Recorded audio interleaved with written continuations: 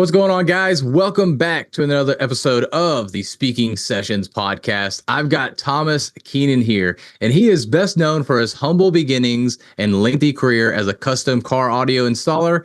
He is the epitome of a technician turned COO after co-founding an industry-leading GPS tracking and dashboard camera installation company and growing it to seven-figure business. Tomas moved into the coaching space as a high-level business and success coach for other industry leaders and business owners, and he works with entrepreneurs who refuse to be average and are crushing 7+ figures in business. His success as an elite business coach led to him to move his family from New York City down to Dallas, Texas, to focus full-time on his newest company, Step It Up Academy. His expertise and vast experience have repeatedly put him on the top industry magazine's pages. He has been featured in Forbes, Mobile Electronics Magazine, CE Outlook, CEO Blog Nation, Fit Small Business, The Startup Growth, The Goodman Project, and several blogs, in addition to countless podcasts. He's a sought-after public speaker, 2 times best-selling author, and Step It Up entrepreneur, podcast host. He has interviewed industry leaders, influencers, high-level business and success coaches, business owners, and entrepreneurs who are impacting their communities and the world at large. He states the key to his success is making progress every day, regardless of how small it may be. Small steps forward daily is one of those quotes he's known by. And today we're going to dive into core values and really talking about business communication, how we can lean on core values to make the smart and tough decisions at time within our business. But before we get into that, Tomas, glad to have you on the show. Tell us a little bit more about yourself. Yeah, man, thanks. I really appreciate the opportunity coming in here and sharing some insight and some knowledge and nuggets, whatever you want to call it, with you and your guests. A little bit more about me, dude, just a 44-year-old dude who wants to do better every single day, literally. And that's probably what drives me the most. And I find that, you probably get this too, because you're a public figure just as much as I am with the amount of content you and your team put out. There comes a responsibility. And if you're going to go out there and you're going to tell people, hey, this is how I think you should operate, this is how you should do things, you better be doing that shit yourself. Right. And that definitely adds a layer of complexity, a layer of pressure that we self-insert on our own shoulders. And I'm not mad that I've done that. Yeah, and I think that's something that a lot of, we'll call them content creators, even entrepreneurs, as they start to build out a business, they don't realize that added accountability and pressure that comes from that. And even really just leaders, even if it's in a corporate world, that added pressure that comes because now you are looked at as the figure to model after. And most terrible leaders are not good models because they don't live out what they tell you to do. They tell you one thing and then do something completely different. So first and foremost, just do what you say you're going to do, and you're leaps and bounds ahead of everybody else.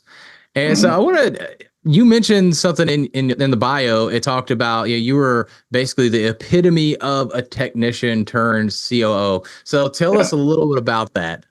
22 years as a custom car audio installer, and mix in there the last 11 years of it. I was doing not just car audio, but the GPS tracking and dash camera installs. And I just loved working with my hands as a kid. Grew up, I was 15, 16, 17 years old, surrounded by family members. I grew up, we'll call it blue collar, middle class America. And most of my family worked with their hands to provide for their families. And I was surrounded by people who were just very talented and good with their hands, if that makes sense. So, who you surround yourself with typically rubs off on you, and that's kind of the path and the career choices and desires you go after. And that's exactly what happened with me. So at the age of 17, went out, became a certified car audio installer, did a bunch of training and whatnot, and started wrenching on cars because I absolutely loved it. And I found, okay, I've got this passion for cars and I've got this passion for music, even though I can't play a damn note or read any music whatsoever. I just love listening to it. Right. To me, music is an emotion and I can feel it inside. So I got music and I've got cars, and oh, wow, there's this cool thing out there other than auto mechanics or auto body or anything else in the automotive realm. There's this custom car stereo thing where I can mix 2 of my passions together. And it allows me to go and use the skill sets and the trades that I've been grooming myself with the learning over the last couple of years. So not only do I get to work on a car, not just in the sense of a mechanic, because you do some mechanical work as a car audio installer, but I also get to do the electrical. I also get to do the fabrication. I also get to do woodwork and metal work. I also get to do electrical. I also get to work with composites such as fiberglass and auto body fillers to make some really cool interior panels. Oh, and by the way, I'm an interior expert too, because all of the stuff that I build and create has to get wrapped or finished in some kind of product, whether it's vinyl, leather, Alcantara suede, or even just simple basic carpet, right? So how do we apply these materials and everything? And how do we make it look good? How do we make it sound good? How does this become this professional thing?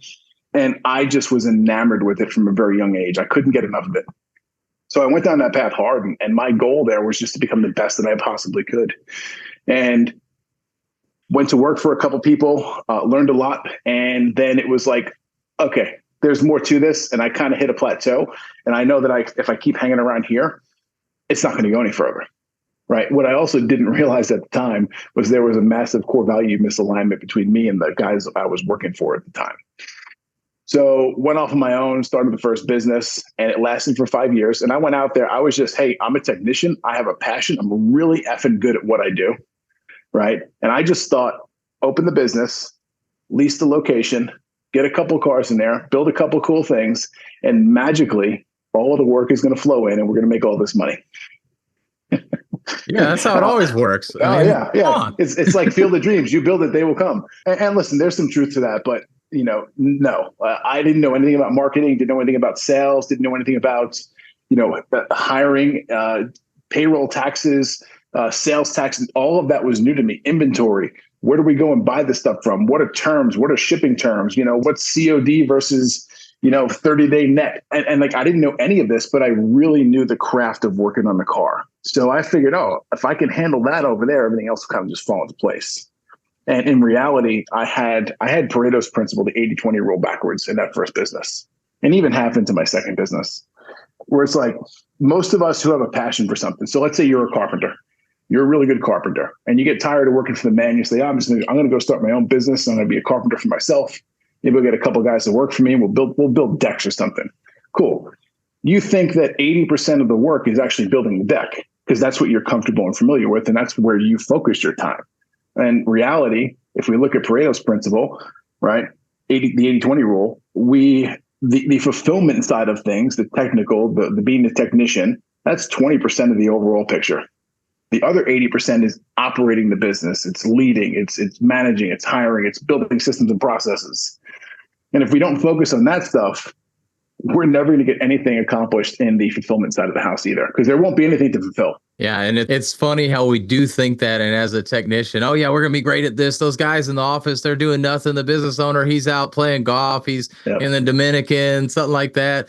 And yet, well, if they are doing that stuff, it's because they've put people in place and processes and all that good stuff in place.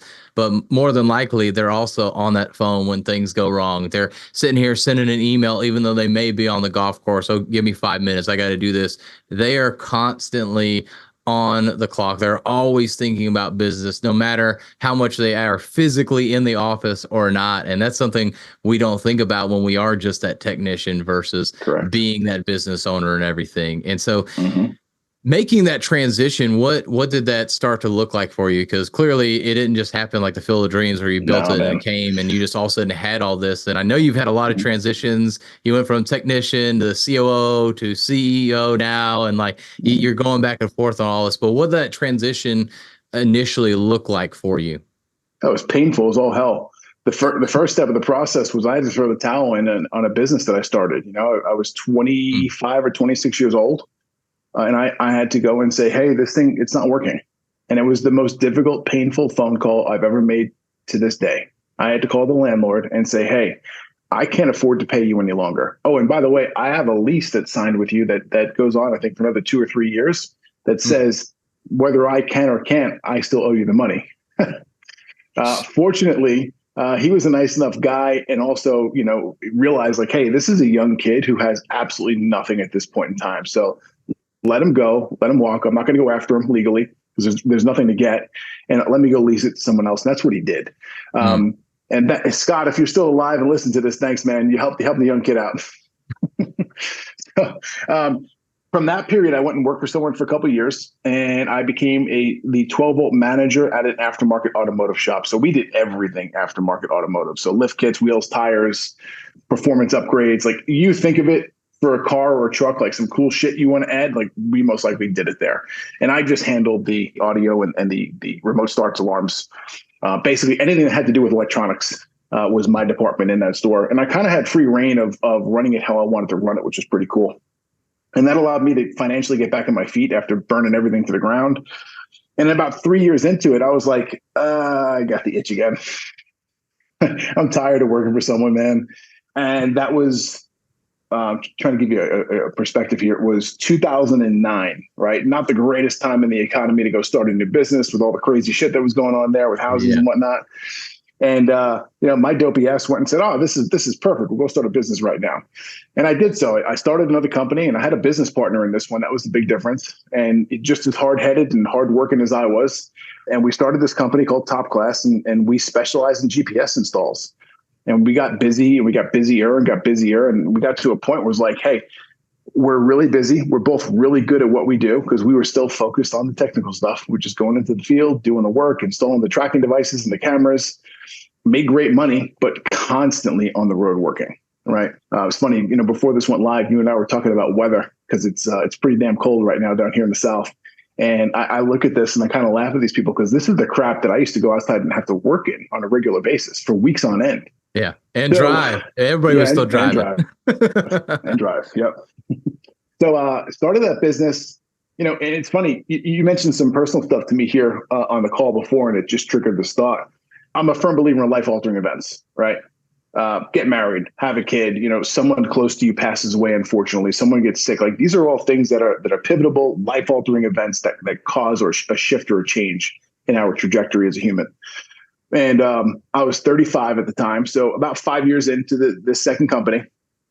And my wife comes to me and says, my wife at the time, she says, hey, I'm pregnant. It's like, oh, cool. Like we were trying for it. It's like we were practicing real hard. It was cool. Right. And a couple of days went by, and then it was like, oh shit, there it is. It's like, oh my God, I'm bringing a living, breathing human being into the world. So I better get my shit together and fast. Cause right now, like, I literally work for myself and I own a job. And I see that there's potential out there with this company that we have. Because we're working with some big businesses that have more money to spend than they know what to do with. Like, what do we do to go capitalize on that? So it was at that point I started researching, looking out for a business coach, reading a lot, asking questions to other successful business owners. And I had the perfect vehicle to do so. And I'm not talking car. The business that I owned, we went to business owners' locations and did work for them. So whenever I went into a business, and I got really good at picking up on if a business had their shit together or not within about 3 to 5 seconds when I walked in the front door, right? And a lot of that ties into core values, by the way. Mm-hmm. And the ones that I saw that had their stuff together, from the initial interaction, appearance, the way that their staff greeted you when you walked in, that kind of stuff, I would seek out and see if I could talk to the manager or the owner if possible, and try and pull some insight from them while I was there. And it was like almost a free version of coaching. Like, I was actually getting paid to go there and do some work, and I get some questions answered. And what it did was it just pointed me in the right direction in a couple instances, right? Okay, go down this path and ask some more questions. Okay, then go down this path and ask some more questions. And then, I don't know about you, man, but every time that I've tried to teach myself something, I always hit a plateau. Like, I've got myself to a point where I can't teach myself anymore because I just don't know what I don't know. And that's where the books came in. And that's where listening to a podcast like this really started to come into play for me. That's where joining mastermind groups and hiring coaches started to really make a big difference in my overall journey. And I started seeing some really good success with the things that we were learning, because it was like, hey, if I'm paying this dude over here $2,000 or $3,000 or $4,000 a month to coach me, I better do the damn work. Otherwise, this is just me burning money. Yeah. And no one wants to just throw money out the window. And it's wild, man. You do the work, and you get someone who's been in your shoes before to give you a little bit of guidance, and you start avoiding some of the pitfalls and the trouble spots that they're aware of and you may not be. And you get some really fast acceleration and growth, and it's pretty cool. Yeah, and we could definitely go down that route about hiring coaches and everything. That There's definitely a huge benefit for that. And I'm sure you've seen this where when you first started, I was like general business, general this, general that. And then now you just start seeking very specific things like, hey, I Mhm. need to solve this one problem, and you'll Yeah, pay who's the somebody. expert?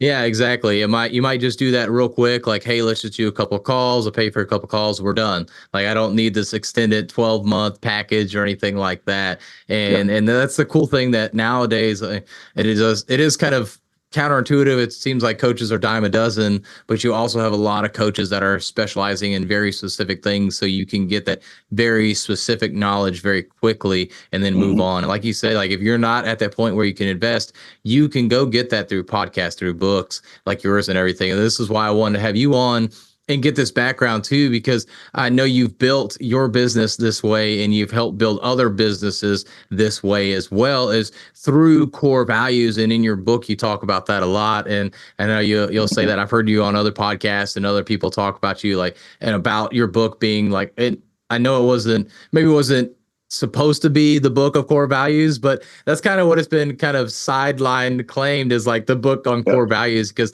you go into that so much because it's so important when it comes to the business. So let's now dive into those core values, because I think that's so important. So I want you to kind of open us up, and then we'll dive in a little bit from there. But Hmm. why core values? Why do you put such emphasis on that in your book, in your Hmm. coaching, and in your daily life?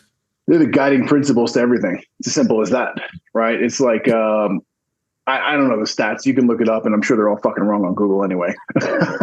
Yeah, But you I'll can go look at the chat stats. GPT. It's a lot Yeah, better. it definitely is. Right, you go look at the stats for how many decisions we're faced with as an individual or business owner per day, and it's some dumb amount, right? And it could be simple stuff. It could be like, do I wear a black T-shirt today or a white T-shirt? Do I wear, do I brush my teeth now or do I do it 10 minutes from now? Do I let the employee take PTO even though they're not supposed to right now, or they've taken their fair share?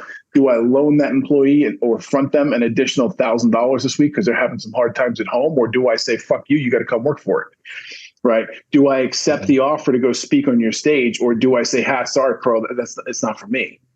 Right? Yeah. Not all business is good business, and that was one of the hardest lessons I had to learn, because Mm, I was taught and brought up, and it was like, and this is a lot of the middle class mentality. Just being real with you here, it's like you take everything that's put in front of you. You take it while you can, because you don't know when you're going to get slow again. mm. And we wind up taking on clients, right? We wind up taking on projects. We wind up working on cars or working on businesses or building decks or whatever the trade it is you do. We wind up getting involved in business bed with a client who is not a good fit, and all they are is a big royal pain in the ass, and they throw a fucking monkey wrench into everything that we try to do with them. Yeah. Like, no one wants to do that. Like, because it gets so bad at points, and I know this because I've lived it, where it's like, hey, I don't want to go to work today, and I own the damn business. Like, Hmm. if you're saying that, there is a problem, and you need to look into what's going on. And I guarantee it, if you do a core values exercise and get clarity on what your values are, you will realize or find out that there is a mismatch or a misalignment of core values between you and the other party. Oh yeah. Yeah. I know most of the conflict I've ever had with people is because our values didn't align. Of course, person to person, you're Mm-hmm. not gonna have core values between people, but at the end of the day, your values come from those core values. You decide these are what you're gonna do. And you can make them what you want them to be at the end of the day. What is it that you decide? And I've seen companies where they'll have like 20 or 30 Yeah. core values. I think that's terrible. Yeah. It really should be definitely under 10. I mean, I don't know if there's like a great, like, this Mm-hmm. is the number, but it needs to be something that's manageable, that people can spit off fairly Yeah. quickly and they can memorize very quickly. Because Mm-hmm. if they can't memorize it, if they don't know what it is, then, oh, hold on, let me go over here in my handbook, employee handbook, and look it up real quick, or I need Mm-hmm. to go on the website to look it up. Yeah, that means the core values aren't there. Like, people should be able to recite these. And I've Yep. been in businesses where they I call it, they vomit the core values. Like, every chance they get, oh, oh, yeah, transparency. Oh, we got tons of trust, or they'll throw out these core values as they're speaking, but then it's Mm-hmm. like on the other side, they're not living Where it is it? out. It's like, oh, that's great that you can verbally say it, Mm-hmm. but you need to live it out as well, which goes back to what we talked about at the beginning with being a content creator and a leader. Yeah. We have Yeah. to live this out, not just say them because they Yeah. sound good and they look good on a wall. We have to That live it out. Yeah, that was a hard lesson I learned from a coach back in the day. The guy who introduced me to core values and started working me through the initial workups to get clarity on them. Because I came to him, my business partner and myself at the time came to him, and one of the core values that we wanted to implement for our service-based business was like timeliness or being on time, something around that. He looked at both of us and laughed out loud. And he's like, "Are you two serious?" He goes, "You two idiots show up to my office 5 to 10 minutes late every week when we meet." He's like, "And you want to hold your team accountable to showing up on time?" And I was like, "Oh, okay, cool. This dude just called me out. All right, it is what it is." But he was 100% right. So the core values can't be a wish list. They have to be what you're living out currently right now. Can they evolve? And should they evolve over time? Yeah, probably. Right. But you can't make a core value something that you wish to be or wish to act, or I like the way the guy over there is doing it, so I'm going to copy him. Right. Yeah. Go figure it out for yourself. It's not that hard. Yeah. Was that Dean, by the way? Yes, it was. Yeah. Dean, great guy. I got him scheduled for the podcast again for a second time. So now he lives near me as well. So yeah, I know. He just moved. Yeah. He's awesome. He is. He'll tell you how it is, which is awesome, and we need people like that for sure. But you mentioned about putting these core values are things that you live by already, or pretty much live by. Maybe you're not 100%. I don't think we ever will be 100% on every one of our core values because we're human. We have our own faults. We fall short all the time.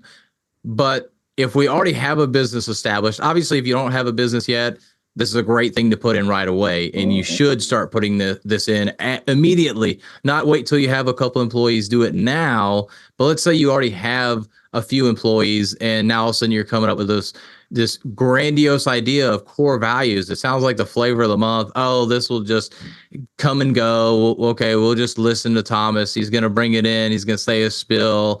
A month from now, he's going to forget about it. How do we just bring them in the first place? Let's start there. I'll tell you a story about this. Go into specialty coaches too. So I go and I speak at this event, August of 22. I go out to Utah. I speak at this event, and there's a woman in the crowd who sees me, and I forget what I talked about. I probably told a bunch of my story and some stuff on core values. Lady, I sat next to her. It was the only open seat in the place because I showed up late, because I usually do, right? Just being real, okay? Timeliness still isn't the core value. Still definitely not, right? So there's one seat left open in this entire auditorium, like 300 people in there.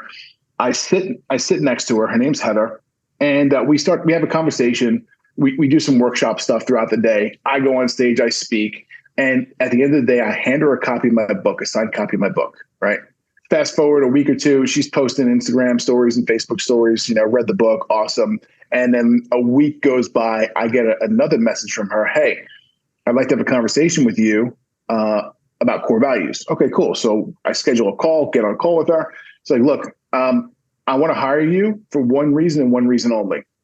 "Okay, what you got?" She goes, "I need to get clear on my company core values, and I want you to help us with that." She goes, "I've been through all the coaching programs. I've worked with this one. I've worked with this one." She rattled off all these big names. She's even worked with Marcus Lemonis. Okay. She's like, I really don't need help in the other areas of business, but I need help right here. Are you willing to do that? And I said, "Yeah, absolutely." So we put a package together. I help her get clear on the core values. And it's me and 3 or 4 women on her executive team pretty much every week for a couple weeks. And we go through this. They're moving, like they're taking action quickly and making things happen. And then, I don't know, 3, 4, maybe 5 weeks into the program, she gets on a call with me solo. And she's like, "Hey, I'm getting ready to roll these out to the team. And like, I'm rolling them out to everyone, even the ones who are normally here. So what's the best way to do this?" I was like, "All right, well," I was like, "we're going to do it. You're going to do it in a company-wide, meeting. But I got to forewarn you. Like, you're going to have attrition within your team when you roll this out and you start holding people accountable to the values." And she's like, "Yeah, okay, cool. No problem." I'm like, "No, Heather, like, it's not going to be as easy as you think it's going to be. Like, you're going to probably drop someone or 2 or 3 people who you never thought in a million years that wind up leaving your company." And she's like, "Okay." She goes, "It is what it is." Like, she's like, "I signed up for it and we got this far. I'm not going to stop now." I'm like, "You're my people. Let's roll." So we put this whole plan together. She structures this big ass meeting, brings her whole team, and she's got a physical location with over 50 employees. So she does this company wide meeting, rolls out the values, and about a week and a half later, she reaches out to me, sends me a text, and she's like, "Hey, you were right." I'm like, "Okay, what happened?" And she's like, "My COO, my second in command, is no longer here." I was like, "Oh, I didn't expect that one either. I was expecting some mid management." Yeah. She's like, she had no problem holding other people accountable to certain things. Yet when we had to hold her accountable to it, she lost her shit and she actually stormed out of here and quit. Like, so as hard as that is to swallow, as hard as that is to go through, it was the best thing that could have happened to her company. Fast forward a couple of weeks, now the rest of her team has to pick up the slack from this position that left. And this is something that I shouldn't say always, I've experienced this more times than not when a high level person leaves a company. We think, oh my God, if so-and-so left, like we would be fucked because they're doing this, they're doing that. They're responsible for all of these things. And when they actually do leave, we say, all right, hey, Philip, you're going to take care of that. Tony over there, you're going to handle this part of whatever she was doing. Julie, you're going to handle, these 3 tasks of what the person who left is doing. And we all come together, we put the plan together, and then a week goes by, 2 weeks go by, we get together as a group again, like, hey, has your workload really increased much? And everyone, for the most part, it's like, a little bit, but not a lot. And it's like, oh, that's because the person who left or that we got rid of based upon these values has been checked out for months and hasn't done a damn thing. So good riddance. Yeah. And I want to bring up a point there that the COO, because you mentioned at the beginning that you were bringing the executive team together. So they were on that team making these decisions at the same time. Yes. And so while it seems to have gone well for the owner of the company in the direction she wanted it to go, it's still, you have people in the seats that sometimes will sit there and just wait. And they'll help make decisions. They'll look like they're on board. And just like you're saying, hey, our workload didn't pick up. Like what? So that they look like they're on board. They're doing all the right things. They're showing up for meetings. They're showing up to the office, yet they're still not doing any work. And corporate world is really bad about this. Yeah, corporate world is very bad about this. Hey, my calendar is slammed. I have no time in here. Meanwhile, it's a coffee meeting with this person. It's, I'm going to go talk with this person. That's my friend. But we're going to just do it over Teams or Zoom or whatever. And you look busy on the calendar, but you're really not that busy. And so core values are so important. And you mentioned with that, she wasn't standing to the core values. We had to hold her accountable to that, which just says so much about a leadership team. But when it comes to internal communications, I truly believe that when we have core values, when we have a standard that we set to, and you can speak to that, you as the no leadership title, you're just a plain Jane person in the company. If you can speak to that core value and say, hey, this is not the way we should be doing it because of this core value, that should have so much backing behind it, even though you may not have the title or anything. And I truly believe that's where core values can really come in and help out business with their communication. Is that what you think? I would love to hear some more of your thoughts on that. No, 100%. I agree with you. I think that the janitor should be able to walk up to the CEO and call him out if the core values aren't being lived. Yeah. There's no org chart. There's no lines between them at all. Like, hey, this is how we do things here, sir. What's your problem? Let's go. I think that it's also a pivotal moment as well. And that the culture is really growing and gaining traction within your company. When you turn a corner or you walk into someone's office and you hear one employee or team member call out another team member based upon the core values. Yeah. Right. And there's another area here that I think a lot of people want to focus on. Oh, the core values are just internal for the internal team. No. Core values should be used to assess who your vendors are, who you're doing business with, who your clients are, what team members you're bringing onto the team. So inside of your hiring process, you should have something in there that is pulling out or extracting or asking those potential candidates what their core values are.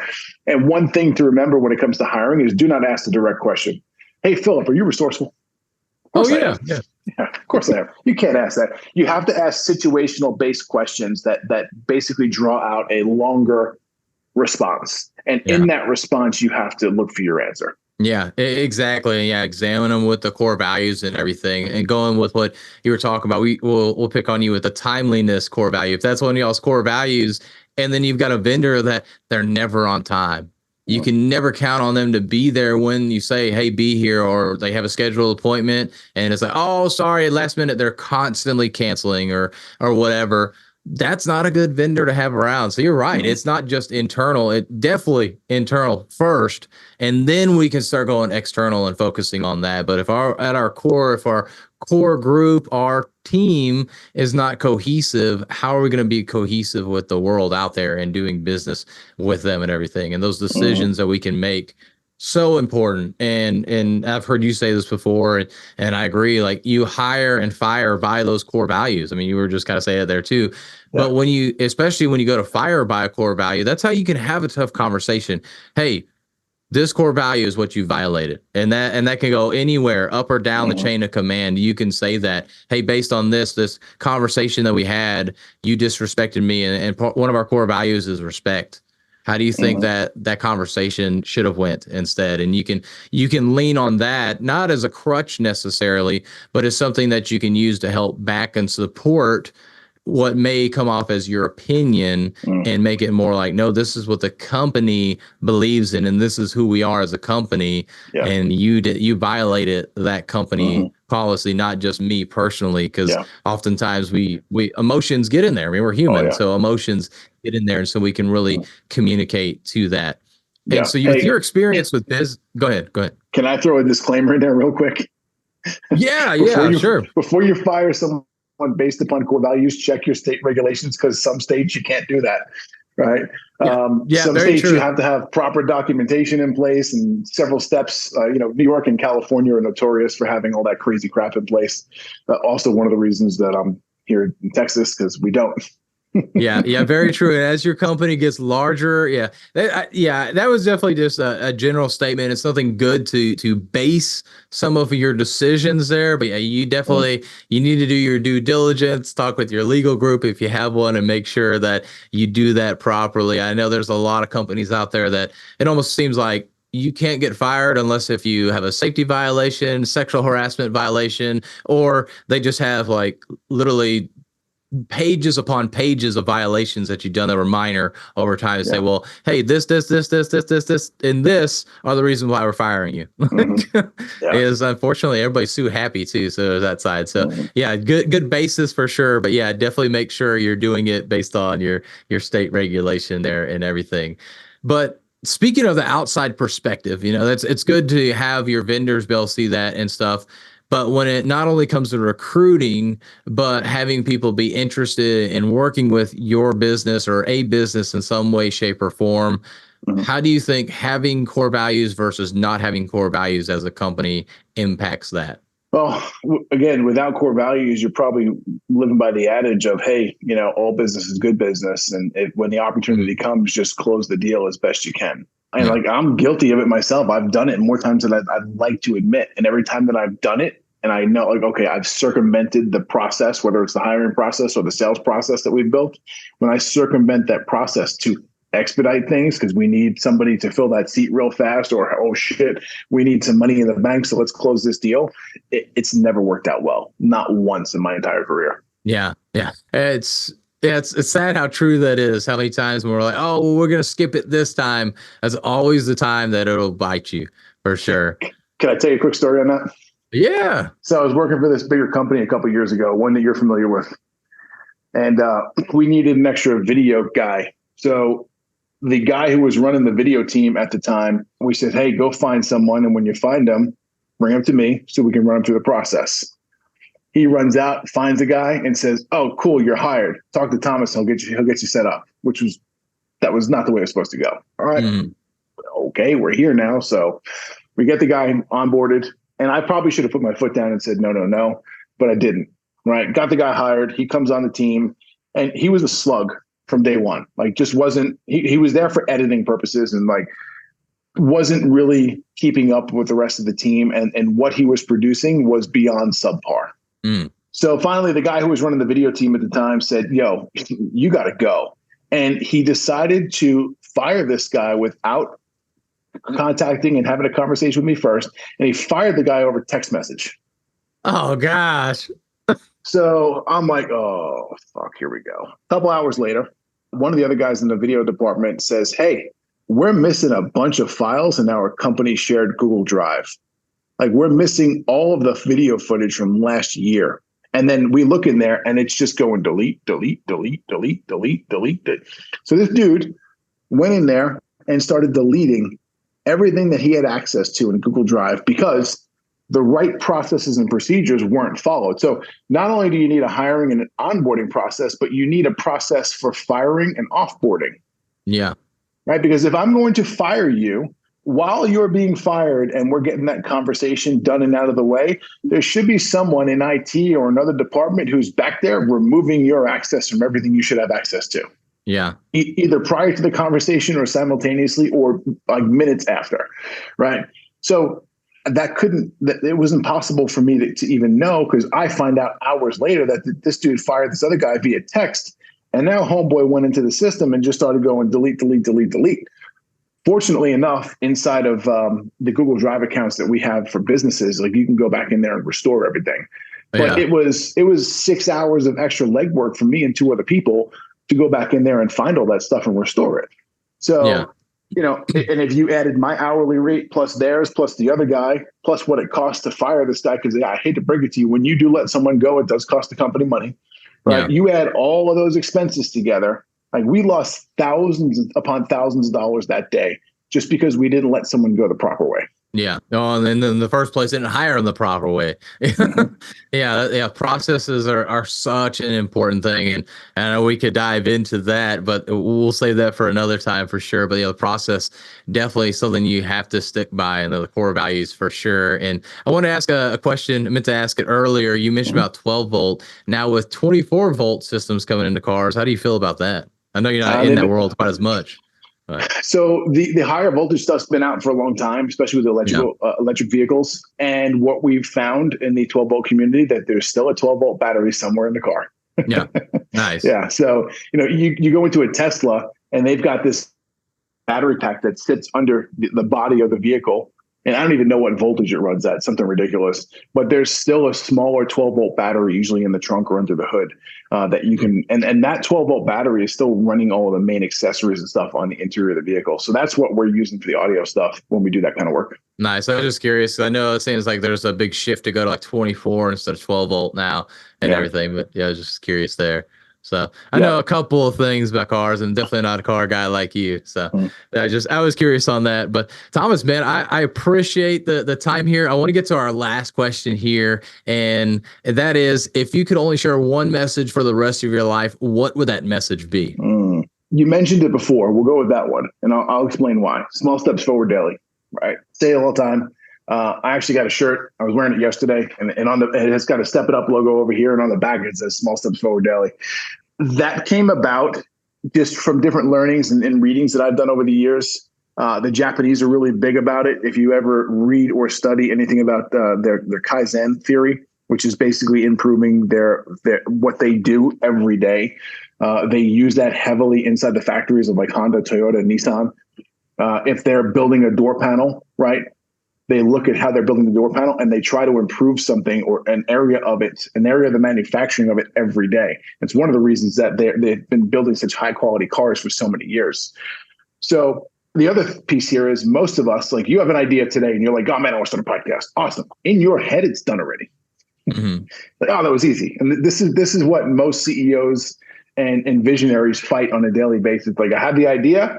I think it's going to take, this little bit about work. And then I hand it off to someone to go do it for me, and it takes 10 times longer, and I get all pissed off and like crazy about it.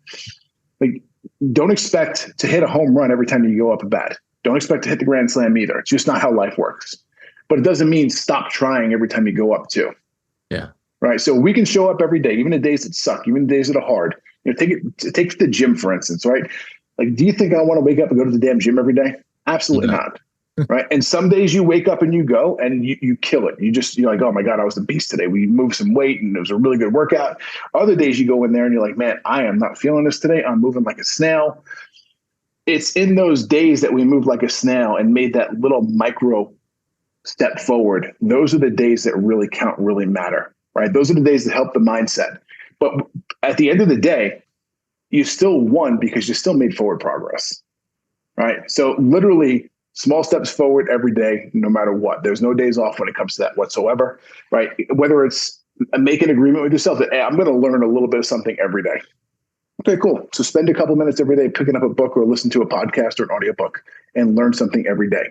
And that right there is a micro win. I like that. And I couldn't help but think with the baseball analogy, like, hey, you get a hit, you can get on first base. You get hit by the ball, you get on first base. You get walked, you still get on first base. Either way, you're able to make it to first base. You're able to make it on base, no matter how that situation may look. The result will come.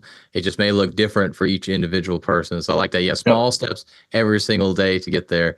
And so, Thomas, if people want to reach out to you, get to know more about what you got going on, because you definitely got a lot going on for sure, doing a lot of great things. Where's the best place for them to find you at? Yeah, it's simple. Head over to connectwiththomas.com. And just know that Thomas has no H in it. It's actually Tomas. So connectwiththomas.com, TOMAS. It's a landing page that has links to every place that I live on the internet. All my social media is there. My websites, copy of my book is there, all that kind of stuff. Nice. Awesome. Well, once again, Thomas, thank you so much for coming on the podcast and sharing this value. Thanks, man.